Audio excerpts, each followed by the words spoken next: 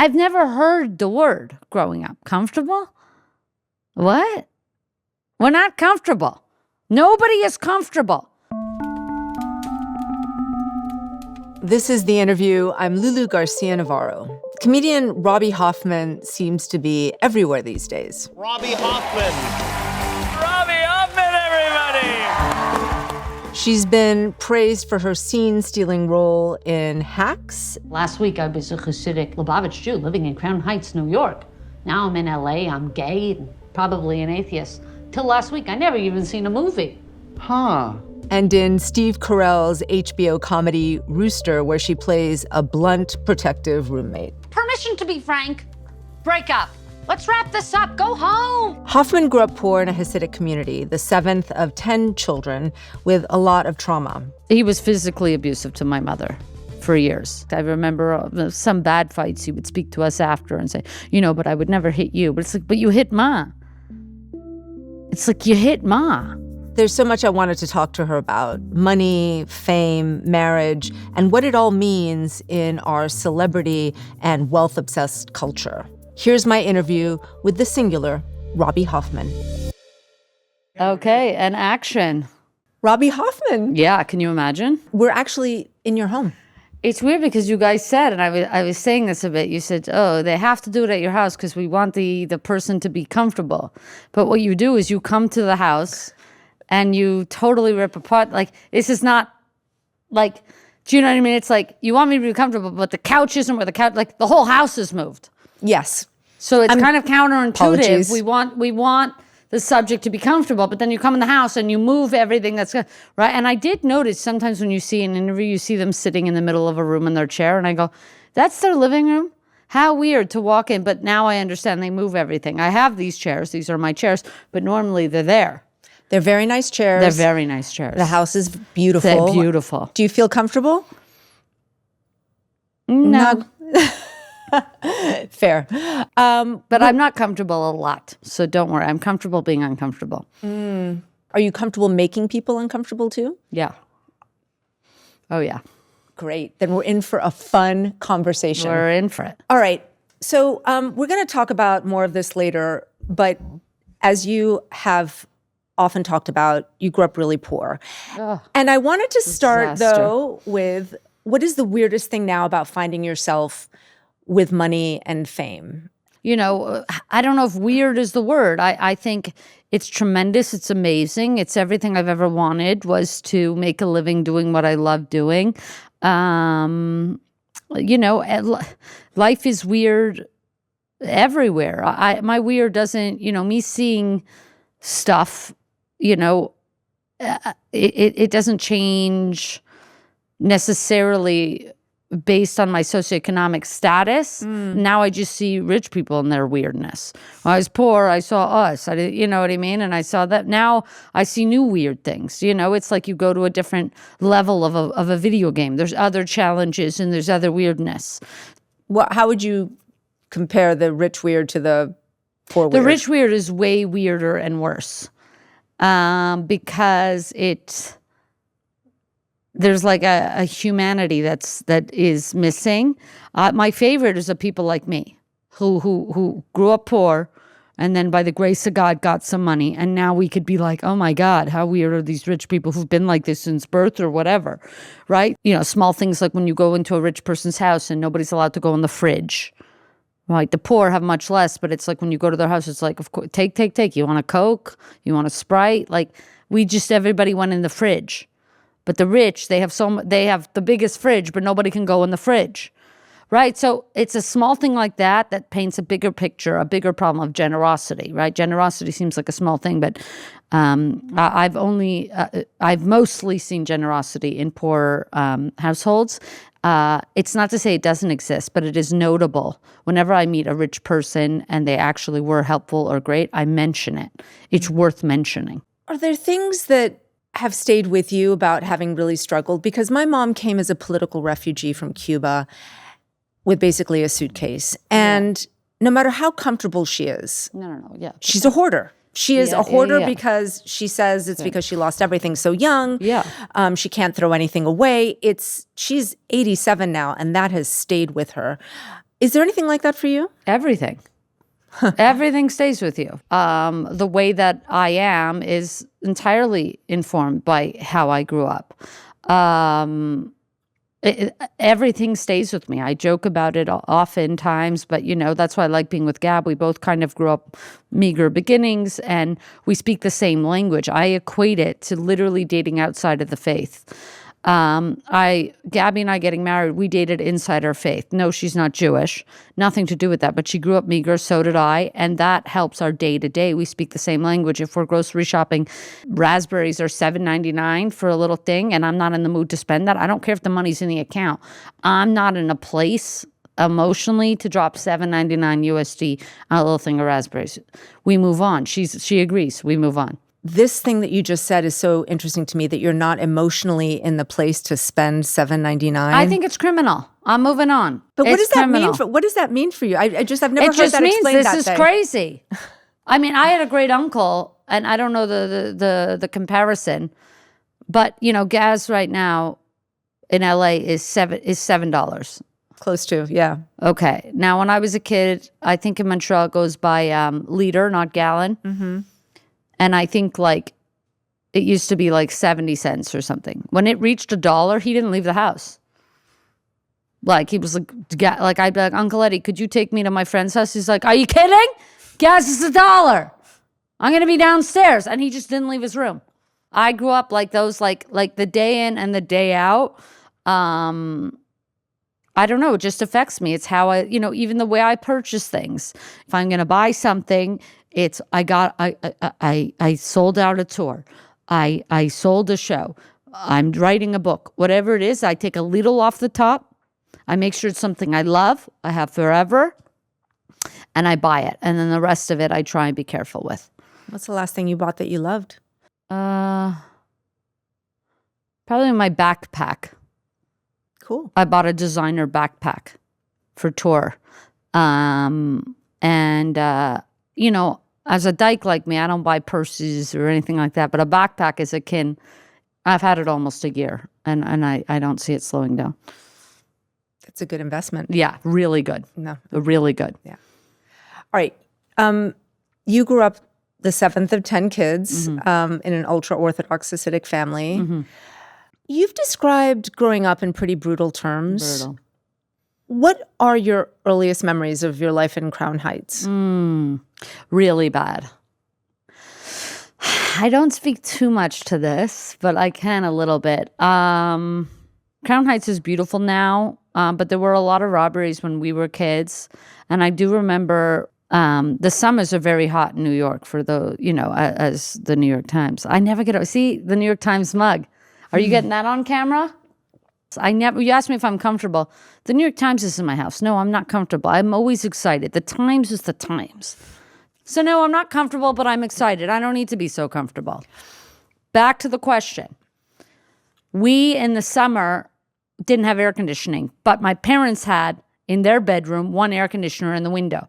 And it was so hot, must have been over 100 degrees. Everybody was sleeping in their underwear. My parents had the 10 kids on the floor, some in the bed, and others of us on couch pillows, quasi-made mattresses, and we would sleep on the floor in our underwear.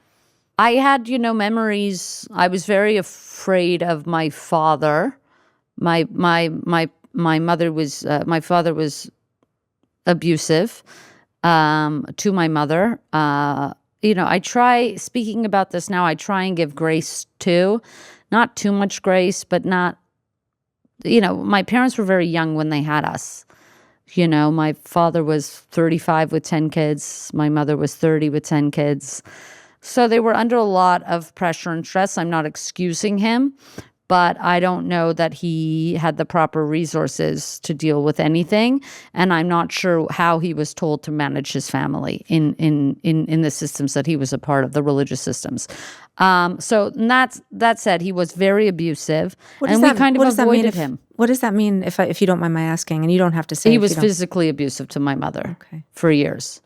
And so I kind of always avoided him. Now, he was not physically abusive to us. And in fact, I remember some bad fights. He would speak to us after and say, but I would never hit you. But it's but you hit Ma. It's you hit Ma.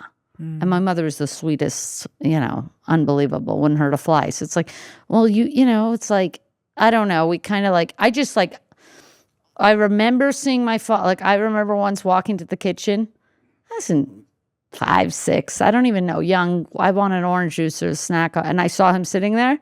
And I saw him and I go, oh, didn't see you there. And and I would walk away. Like we didn't have that sort of a relationship. I saw him and I'm like, oh, sorry, I didn't see you there. I'll come back, So that was kind of a tiptoey time for sure. When did you realize you were funny?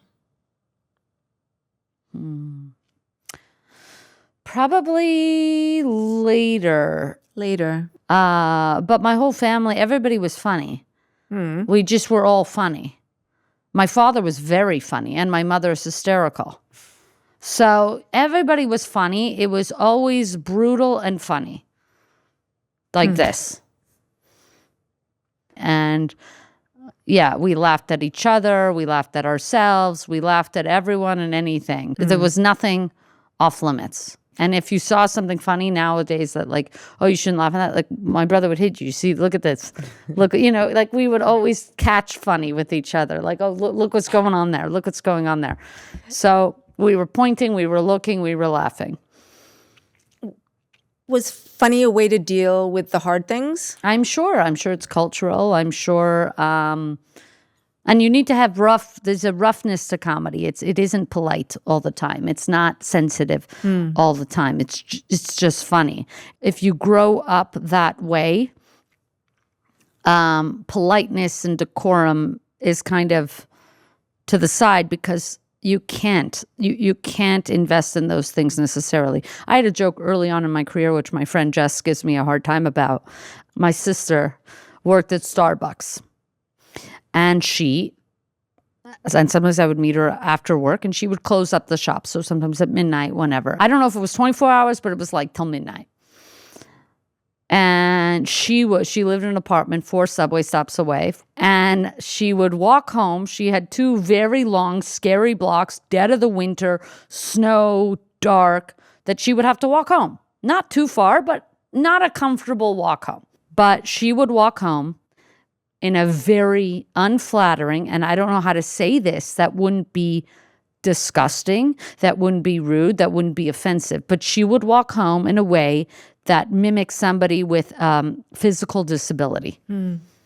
Okay? She would limp or do something really crazy for the entire 2 walks to make herself, quote unquote, less desirable for a sexual predator. And it's too bad that that's the way the world is, but these are the safety concerns she did. And I used to say that as a joke, and I used to do her walk. I don't do the walk anymore. But, of course, comedy isn't always comfortable. It's her safe. It's like, that was a protective defense mechanism. Okay? If sexual predators, mostly men, thank you, they're mostly into young, able-bodied girls, she has to be not that. So it's not always polite and it's not always comfortable. I think the idea of comfort generally, even when you ask me if I'm comfortable, is a rich thing. These are concepts. Even if you ask somebody how they grew up, they won't even tell you rich. They'll say, we were comfortable. I've never heard the word growing up. Comfortable? What? We're not comfortable. Nobody is comfortable. There's roaches in the fucking sink. I'm not comfortable. The snow has come through the window. I got to put cellophane on it. Nobody is comfortable, right? And we're very comfortable being uncomfortable. But the rich are not. And they dictate what is comfortable and what isn't. They are uncomfortable often. They don't talk about things. Things like money, they don't talk about. They don't talk about politics. Money, whether I wanted to talk about it or not as a kid, we had one phone in the main. When you walk into the house, there was a table with a phone on it. That was the phone. And my mother was screaming about money on that phone from the morning till night. She doesn't have it. What's going to be? How much is the bus passes? We heard everything. It's not like, if I didn't want to hear about it, it's like the rich have their own siloed rooms. It's not like I could go into the other room and not hear her. Mm-hmm. I heard her. It's basically one room and the walls are thin as hell. Hold on. Adjust the mic 1 second, Robbie. I hope you didn't lose all that. Nobody lost anything. Did you lose that? Joe, did you lose all that? No, not at all. Joe Bill just won an Emmy.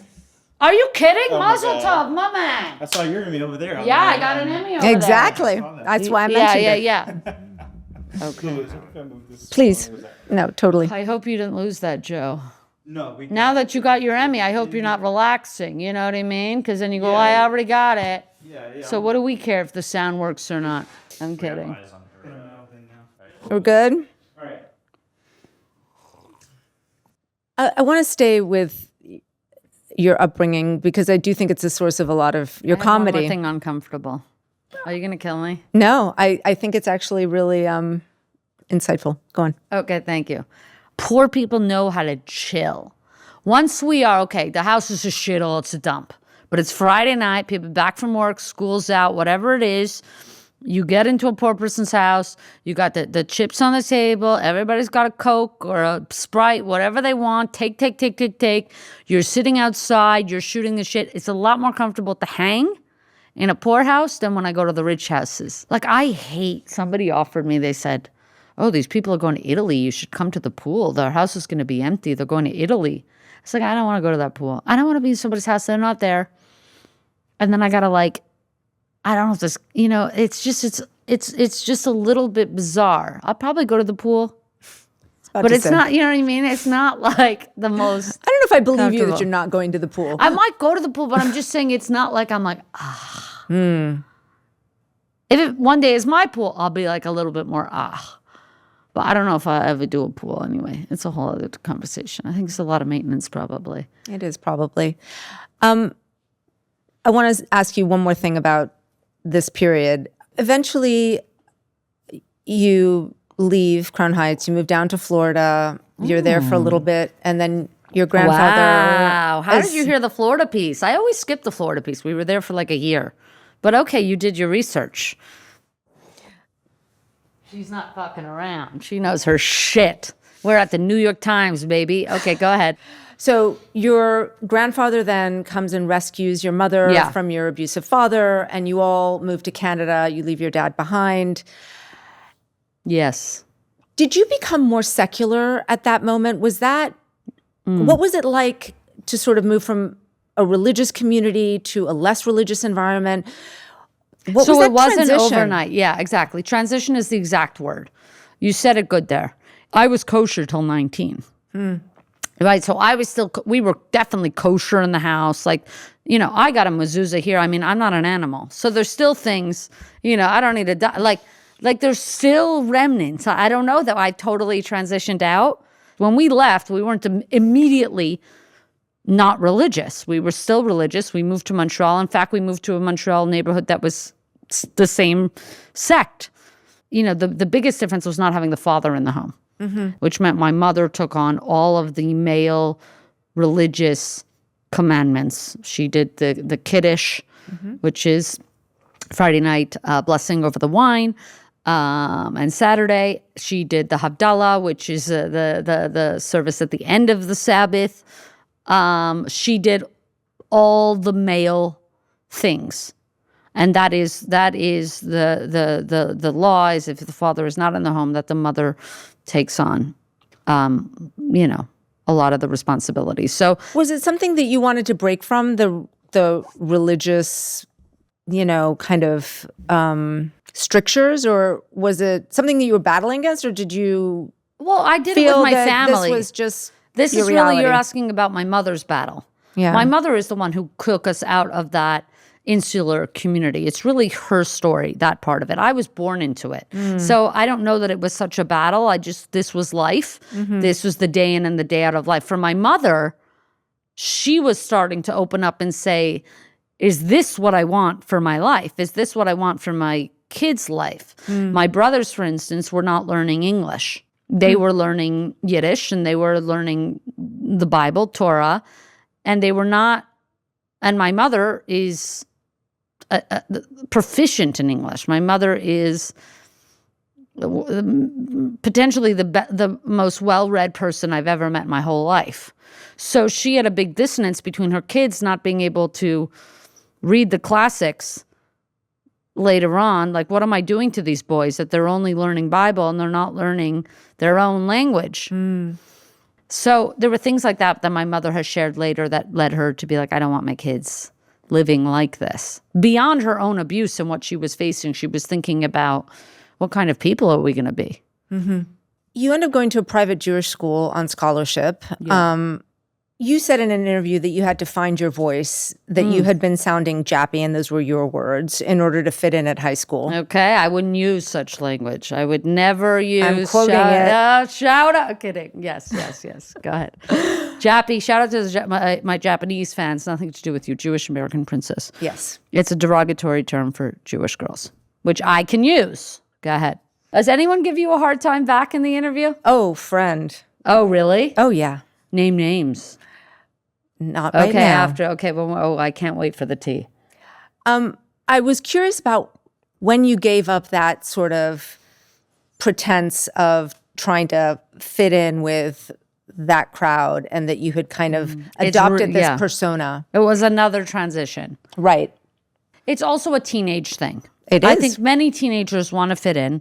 I was already poor. I was the outsider. I was going to this nice school, which still was a huge opportunity. In the end, was a net positive and really did teach me a lot. Okay, it was hard socioeconomically to not fit in and feel looked down upon, but it also created a fire in me. But it was a transition. I remember I really tried. I got so lucky. So I'm going to the school. I'm pretty. I had a great figure. So I tried to really, there was two things. Not only was I hiding where I came from and my, the classism of it all, but I was also hiding the boyishness of it all. I wanted to be feminine and girly, and I was always a loud kid. I was always annoying. I hated these things about me. I still hate being annoying, and I'm working on it, but it is what it is. But it wasn't for girls to be like, if you were outspoken as a girl, or it was just like unladylike and still like not hot, not cool. So I was kind of pushing that too, and I kind of went the other way. Also, one of my good friends sat me down, probably in 9th grade, and said, like, I'm bringing down the group. That, like, I can't wear a backpack anymore. I gotta have a purse, a tote. We're putting all our shit in a tote. We're not doing school bags anymore. And I was like, but these books are so heavy. I can't do it one shoulder. I need both shoulders. I almost need the clip here. You know what I mean? Like these math books. Are you kidding me? So I remember she was like, no, you got to get a purse. Like, You're bringing down the group. you're bringing down the group. And there were signs early on, because the purse I got was from Levi's. It was a used Levi's. It was a green corduroy Levi's with a Levi's pocket. And I would try and do things. I wanted to, and I tried like looking better or more feminine or whatever, and leaning into my looks, and and also talking different, because when I moved, I would say words like orange, but you say orange. So I remember doing that. Well, I'm going to say orange. I'm not going to say orange anymore. Orange is for losers, right? They know you're poor. If you say orange, they know you're poor. Orange is oat, right? So stuff like that. And I did that for a while. And I was kind of always checking myself. And I think this is teenagehood in general too, how I sat to be feminine. Like, right? I wouldn't sit like this because that's boyish. So I would try and sit like this. I would catch myself. I was always thinking how I look, how I sound, how I look, how I sound, how I look, how I sound. And over time, as I came out, as I started stand up, it was all about like leaning back in. It was all about like, we're just going 100%. I'm still, when you're on stage, it gives you an excuse to be 1,000% you. Another big transition for you. You were actually outed when you were 17 in a way that sounds like something out of Mean Girls. Bro, this was brutal. So I had a girlfriend, Italian, and this girl wanted to be out of the closet with me. And I was like, I'm not being fucking gay. Are you out of your mind? There's no way. Look, I'm not doing that. I'm doing well in school, getting a great job, and that's going to be the end of that. I'm not going to be doing all this gay shit in my head. And so she would say, fine.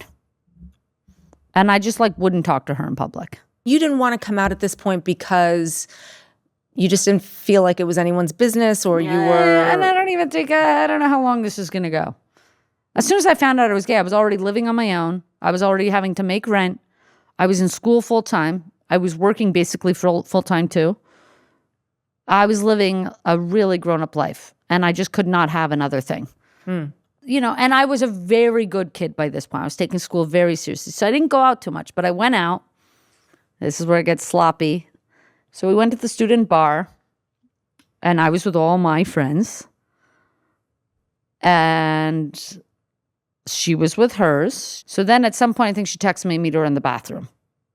So I went to meet her in the bathroom. So we went into the stall together. There's a line, you know, the bathroom. So finally we got a stall. We get in the stall together, and we're making out in the stall. We're 17, who cares? And the door sprung open. And so we were left, we pulled our embrace apart. And a girl that I had gone to school with, part of the Jewish community, saw me, this popular girl. Didn't see me kissing, but something was what was going on.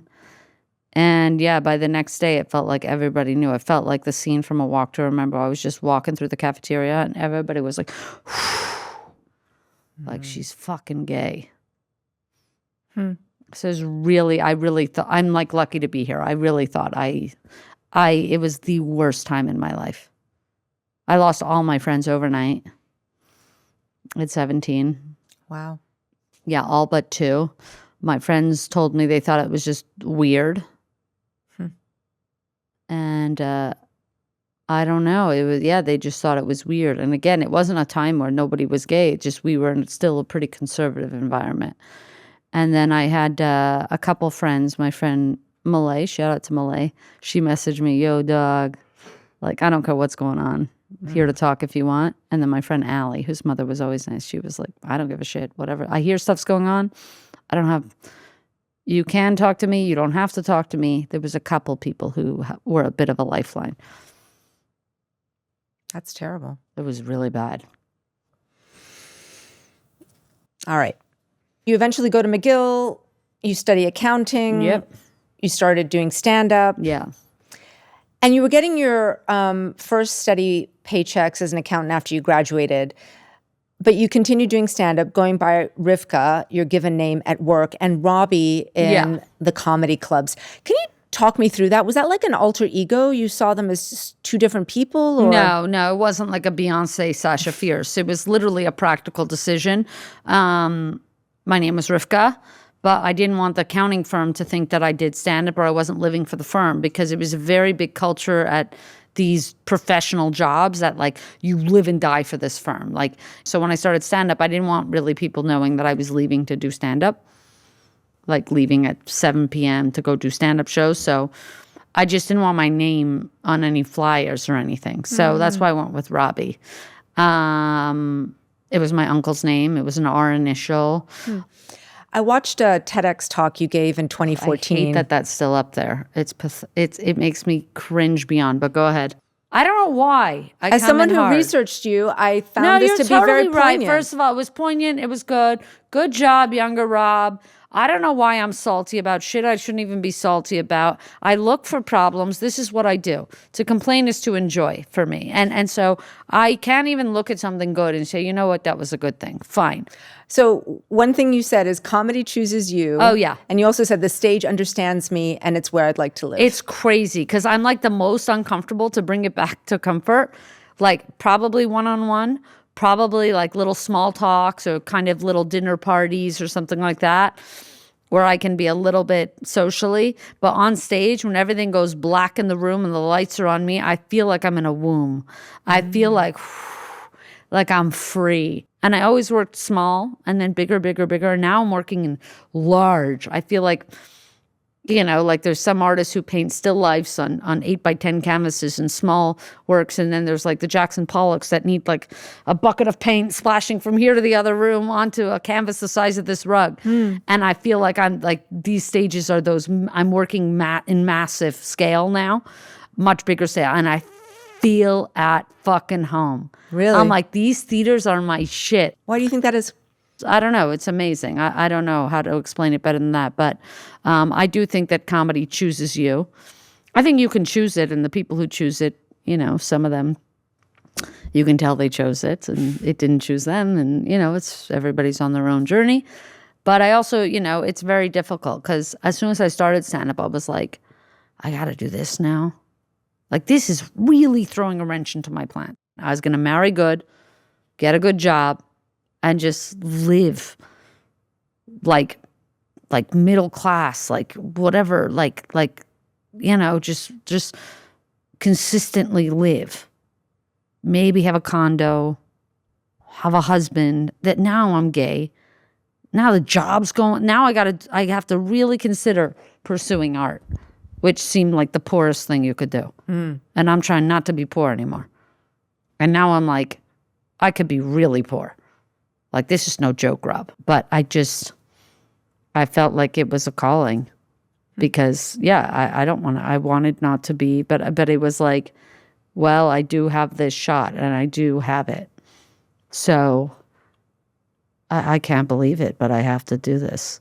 You said earlier that growing up, nothing was too taboo to joke about. And, in your comedy, it is true. Nothing is off limits in your material. You said in a recent interview that anyone can do anything. I just want to explore a little bit about like how you think about your comedy. Okay, yeah. Do you mean you don't have to be part of a group to make fun of it? I think anyone could do anything, but you're at your own risk. So, for instance, Chappelle can joke about trans people. He's not trans. He's not on the trans spectrum. But he can do it.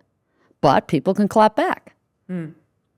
I think you can do whatever the hell you want, but also know that it could be perceived by people however the hell they want.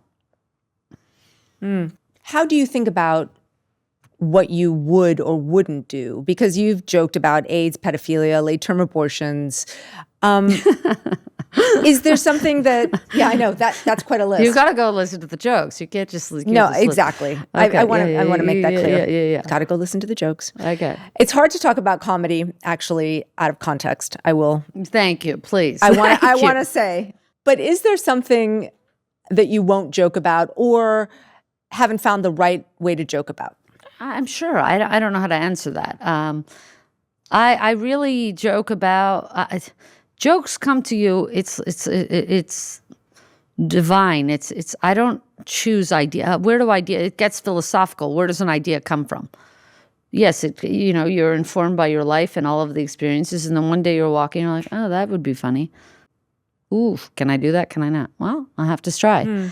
Is there like a Robby Hoffman joke? Like, is there, because you have a very distinctive style. All the great comics do, right? Like, I'm just trying to get you'd be better able to describe what Robby Hoffman comedy is like than me. It's very hard for me to objectively see myself. That's fair. It's like whatever I talk about, it's because it came to me. It wasn't that deep. It can go deep as I explore the topic. And oftentimes, probably, I've been told that it's like not what you expect. How do you feel about being controversial? Because you said that people can make jokes and people also have a right to clap back. I mean, there is this continuum where the more famous you get, the more scrutiny you get, the more backlash you get. I can see that through line in your career already. I mean, you just had the celiacs come after you. Yeah, the only two communities that have come after me, hysterically enough, have been the pitbull community after the special in which I talked about some of the topics you listed so elegantly a couple minutes ago. The pitbulls came out. Of all the things I said in that special, raising the age of abortion till 10 years old, the pitbull people came after me. Turns out they're as scary as the dog. I did not know this. Okay? My only thing really with the pit bull was always like, it's always the first time. Right? The dog never attacked nobody before. I come to find out a week later, the dog mauls the girl to fucking death. They don't know. They don't know what happened. The only other people to come after me is the celiac community. I mean, you can't make this stuff up, right? And celiac is a real disease that affects mostly white women who are privileged to have health care to get the diagnosis, right? People of color tend to be less aware or not diagnosed with these things as much because they lack healthcare, unfortunately, in this country. So it was a funny, I was asked a silly question about it. I was asked about gluten in a hard-hitting interview with Call Her Daddy, and I responded jokingly, as I always do. But nothing more serious than that. But of course, rich white women came after me, as they're at the helm of both the pitbull and the celiac community. So that made sense for me. But of all the things that I've ever said... Wait, rich white women are at the head of the pit bull community? Yeah, they like to rescue dogs. Which is great. I'm just joking, right? Just like I joked about those other things. They're not upset. It's amazing that more people from other communities haven't. It's always like the people who are like, I don't know. I have a problem too. It's like, yeah, we all have problems, bitches. It's fine, It's kind of like, I shouldn't get in trouble. I will get in trouble for this, but it's kind of like how I feel about anti-Semitism. Like, anti-Semitism is bad. I don't want anti-Semitism. I get that. But is it the worst thing? No, to me right now it's not, especially living in a country where there's massive anti-Mexican sentiment and Mexican people are currently being rounded up, are made to fear that they're going to be rounded up. So sorry if I'm not screaming as much about anti-Semitism as you want me to. Right now, I have bigger focuses on some of my neighbors that are going through horrendous anti-Mexican sentiment. So yes, it's bad, but I'm not such a person that thinks, I'm going to live a life free of any problems. You asked me about being offended with my comedy and all this stuff, okay? I don't think being offended is the worst thing. I think being poor is. For me. Offended, some people expect to go through a life of not being offended, I guess. Not me. I was born offended. My whole circumstance was fucking offensive.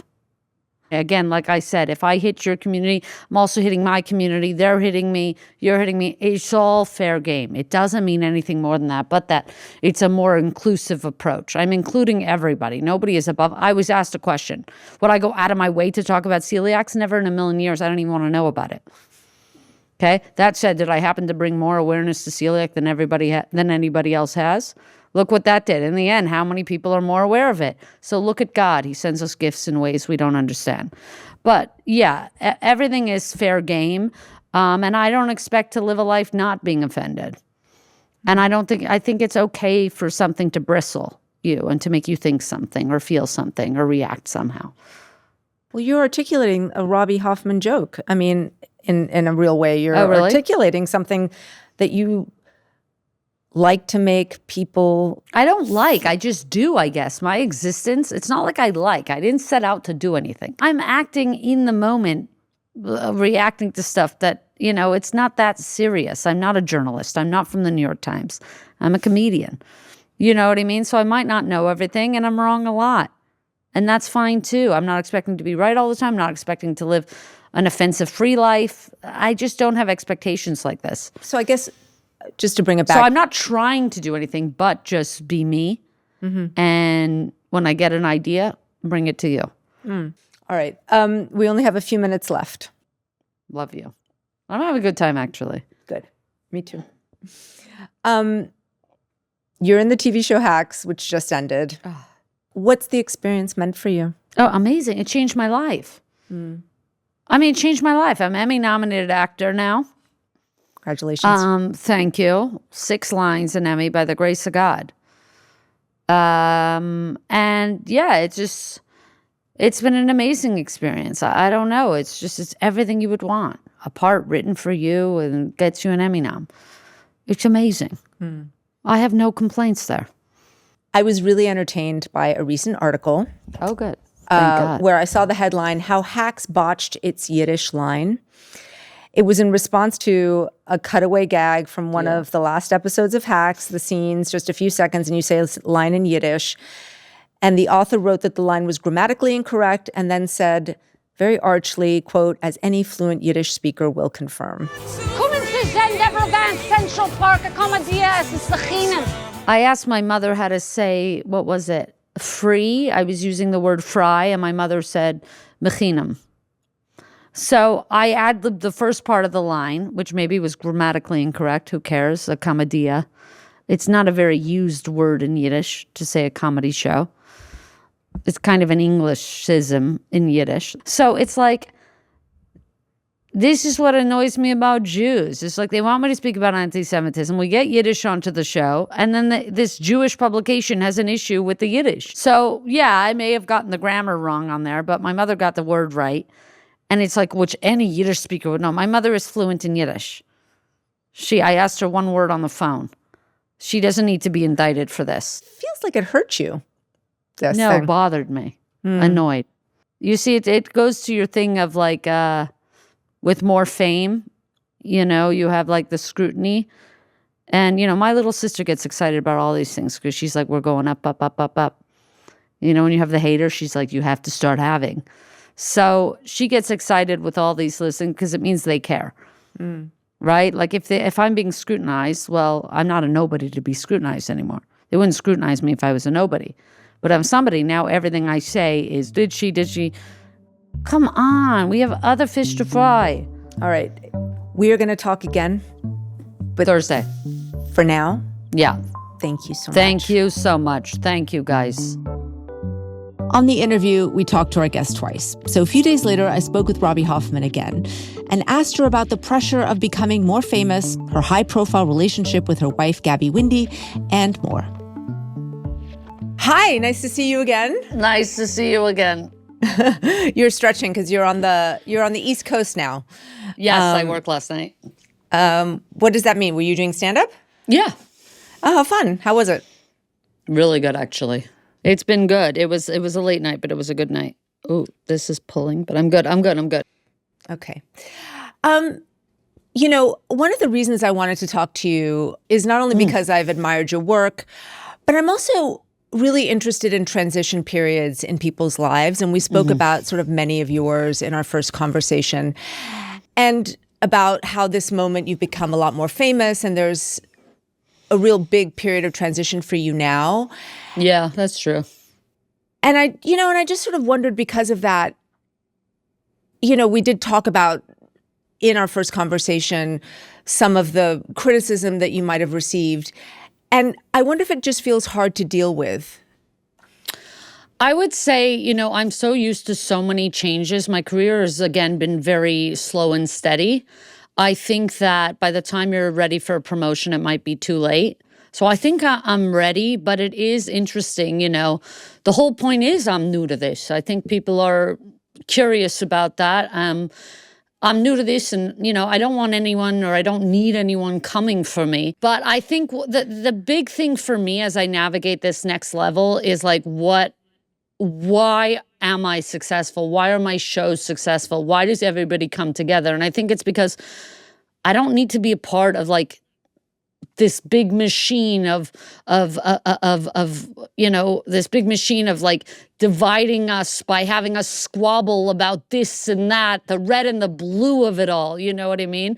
I'm like, it's enough partaking in petty squabbles when we have bigger shit going on.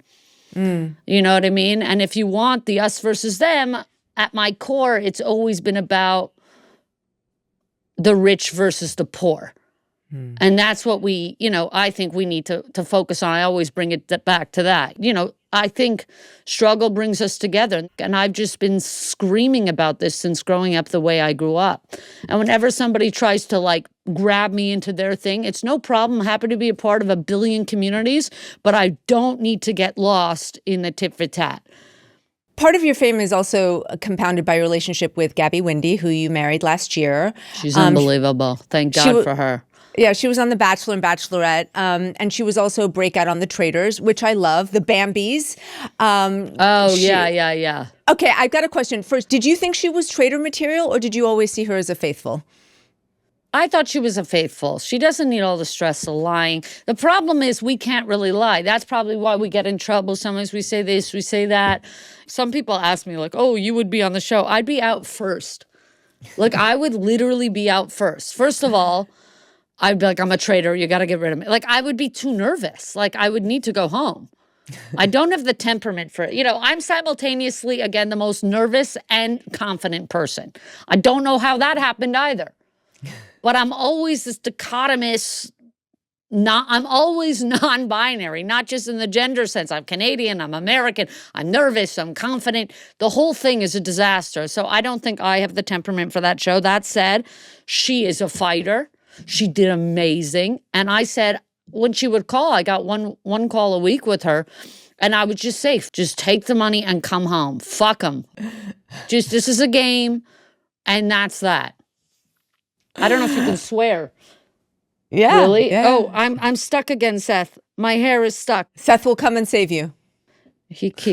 I have a man in my hotel room. It's been a minute, I gotta say, since I've had a man in my hotel room. I lost my virginity, actually, with a man in a New York City hotel room. I think the bobby pin's doing the job, so I'm just going to remove this clip altogether. Okay, fantastic. You got it? Okay, sorry about that. Thank you for sharing that. Yeah. Fine. 3 thrusts, maybe. Okay. So back to Gabby, your wife. I've seen you talk about her with so much love and so much respect. It's actually incredibly beautiful. Thank you. Have you had to figure out what a good relationship looks like because of the chaos of your upbringing, the chaos of her upbringing? Yeah, of course. I mean, we met in our 30s. Because of the ways we grew up, like I grew up, yes, single mom household, poor, but I did have in a way, a pretty stable, I know I moved from New York to Montreal and there was that stint in Miami, which you caught, Lulu doesn't miss anything. But, my mother was home 24/7. Every day, this woman was cooking and cleaning, cooking and cleaning, cooking and cleaning. I knew every day where my mother was. To this day, if I got to go find my mother, I know exactly where she is. Gab didn't have that. Gab had, maybe, a parent who was not there. Oftentimes didn't know where the parent was.